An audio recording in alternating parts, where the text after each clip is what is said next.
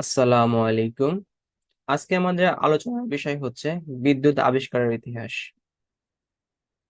যে বিদ্যুতের ওসিলায় মানব জীবনের আজকে এতটা উন্নয়ন সম্ভব হয়েছে, তো সেই বিদ্যুৎ কিভাবে আবিষ্কৃত হয়েছে সেটা সবার জানা প্রয়োজন। চলুন শুরু করি।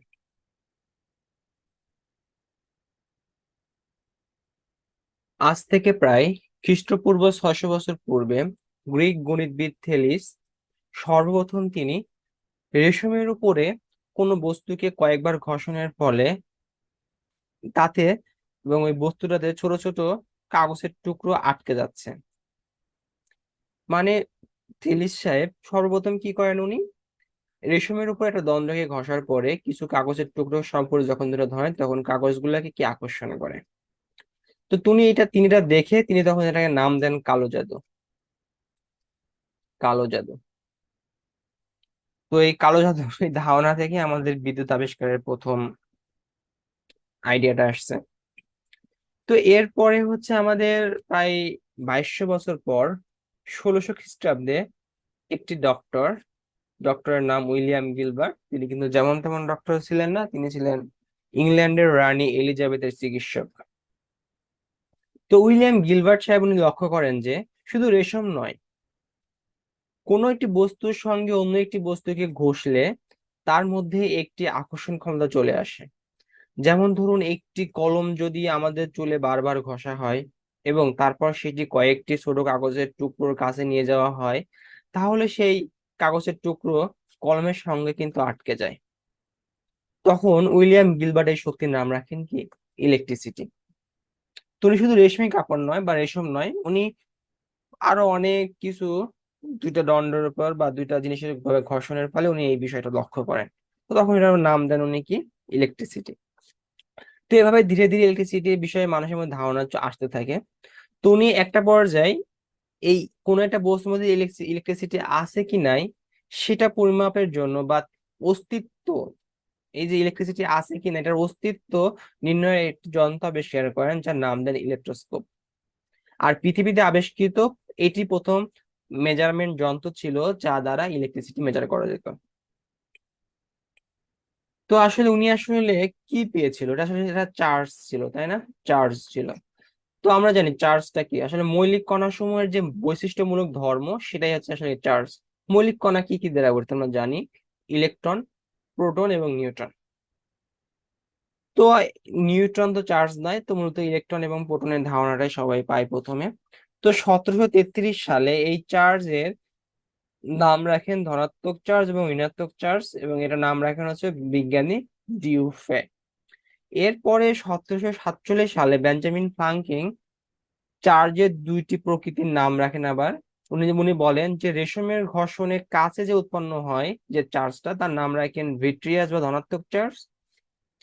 এবার ফানেলে যদি আমরা ইবোনাইট ঘর্ষণ করি, ইবোনাইট দিয়ে যদি ঘর্ষণ করি তখন হচ্ছে ইবোনাইট দণ্ডে উৎপন্ন যে চার্জ তার নাম দেন রেসিনাস বা ঋণাত্মক চার্জ।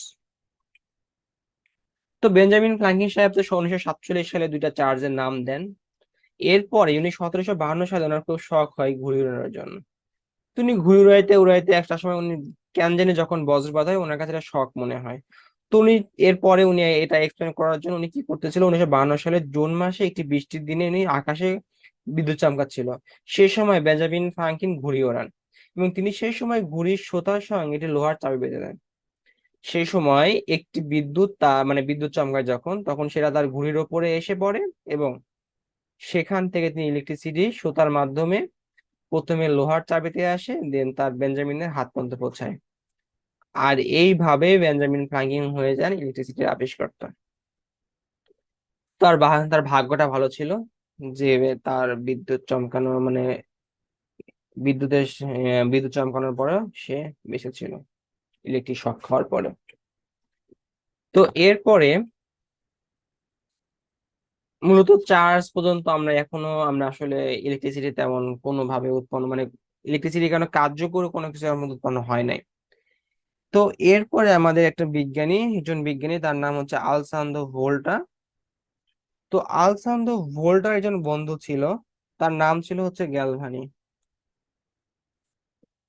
গ্যালভানি তো 1791 সালের দিকে, মানে আমরা আঠারোশো শতাব্দীর শেষের দিকে, 1791 সালে গ্যালভানি এবং আলসান্দ ভোল্টা দুইজন মিলে কি করেন, যে দুইটা ধাতব পাত একটা মৃত ব্যাঙের দুই পায়ের সঙ্গে যখন লাগান তখন ব্যাঙটা লাফায় ওঠে।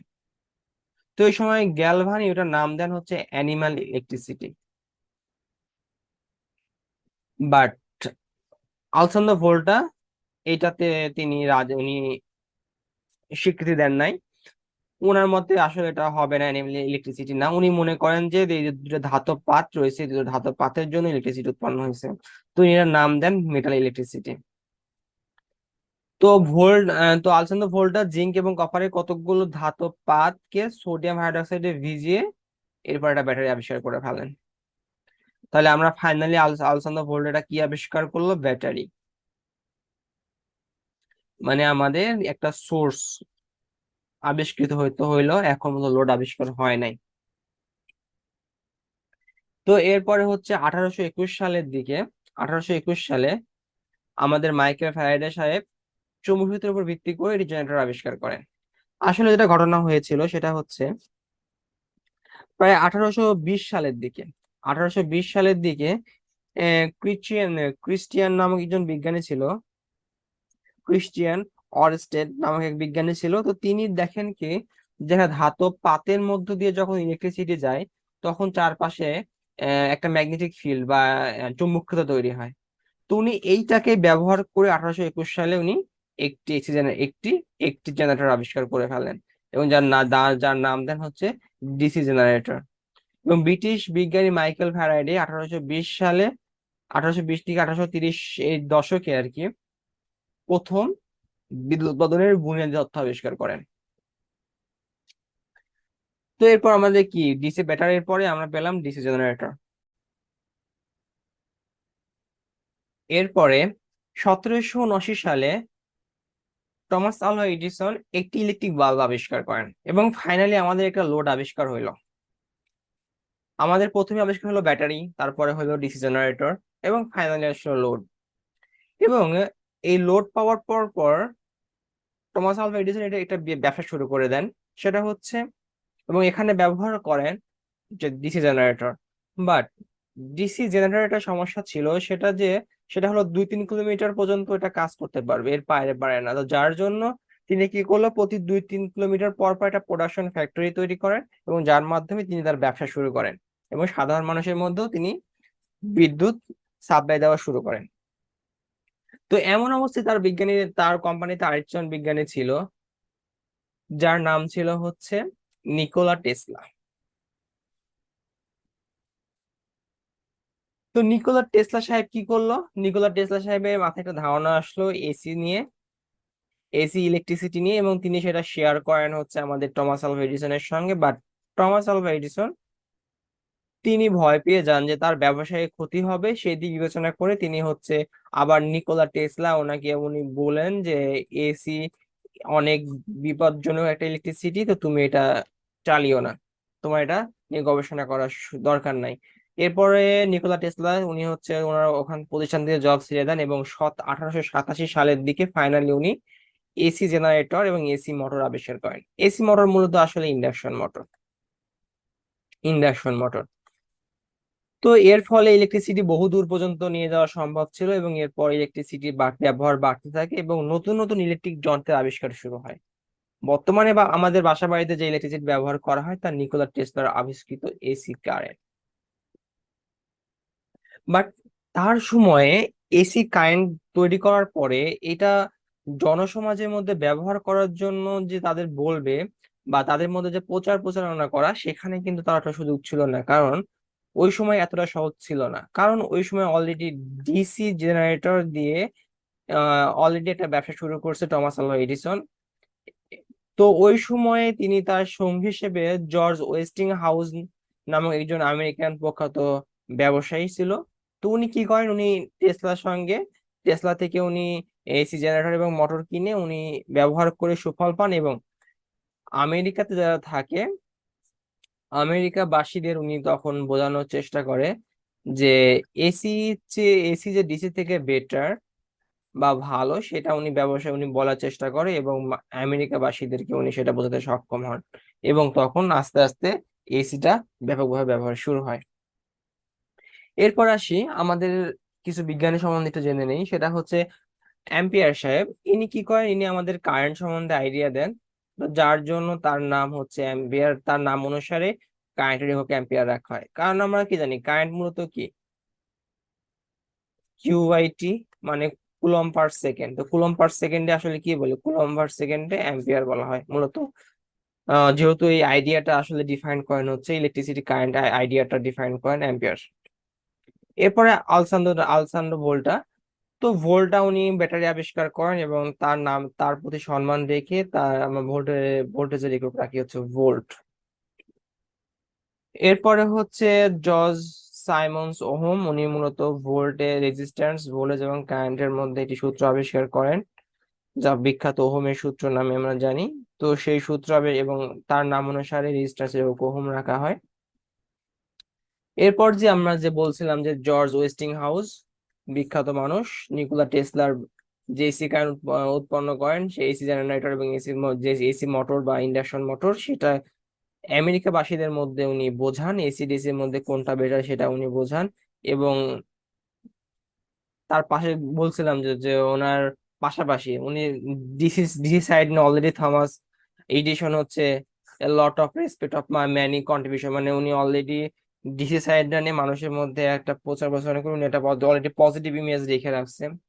তো সেটাকে উপেক্ষা করে এসি প্রচার করার ট্রাক ছিল, বাট ওয়েস্টিং হাউস এবং নিকোলা টেসলা দুজন মিলে মূলত আমেরিকাবাসীদের উনি বোঝাতে সক্ষম হয় হচ্ছে আমাদের জর্জ ওয়েস্টিং হাউস। তো এভাবে আমাদের বিদ্যুৎ আস্তে আস্তে ধীরে ধীরে পাই। তো প্রথমে যদি বলি আমাদের কালো জাদু আইডিয়াটা আর কি, মনে করেন আমাদের তো প্রথমে যিনি ছিলেন তিনি কালো জাদুটার বিষয়ে থমাস সাহেব কালো জাদু বলেন। তো এটাকে পরবর্তীতে চার্জ হিসেবে নামকরণ করেন হচ্ছে যে ডিউফে বা আম, আমাদের হচ্ছে প্রখ্যাত বিজ্ঞানী ফ্ল্যাঙ্কিং সাহেব। তো ওনার থেকে এরপরে আসে হচ্ছে ব্যাটারি কনসেপ্টটা আবিষ্কার হয়। ব্যাটারি কনসেপ্টটা আবিষ্কার হওয়ার পরে হচ্ছে আমাদের জানি আলসান্দ্রো ভোল্টা ব্যাটারি আবিষ্কার করেন। এরপরে আসে হচ্ছে ডিসি জেনারেটরের ধারণাটা, যেটা আবিষ্কার করেন হচ্ছে আমাদের মাইকেল ফ্যারাডে। এরপরে আসে হচ্ছে আমাদের লোড হিসেবে আসে হচ্ছে বাল্ব, সেটা আবিষ্কার করেন হচ্ছে আমাদের থমাস আলভা এডিসন। এরপরে আমাদের নিকোলা টেসলা ফাইনালি এসি আবিষ্কার করেন, এবং আমাদের যে কারেন্ট যে পূর্ণাঙ্গ একটা মোটামুটি একটা পূর্ণাঙ্গ সাইকেল এটা। এবং এই এসিটাকে মানুষের মাঝে মানুষের মধ্যে পরিচিত করার জন্য জর্জ ওয়েস্টিং হাউসের অনেক ভূমিকা রয়েছে। এই ছিল আমাদের সংক্ষিপ্ত আলোচনা বিদ্যুৎ আবিষ্কার সম্বন্ধে। এরপর আমরা চেষ্টা করবো একটা প্লে লিস্ট তৈরি করতে, যেখানে বিভিন্ন বিজ্ঞানী সম্বন্ধে একটু যে জানানোর।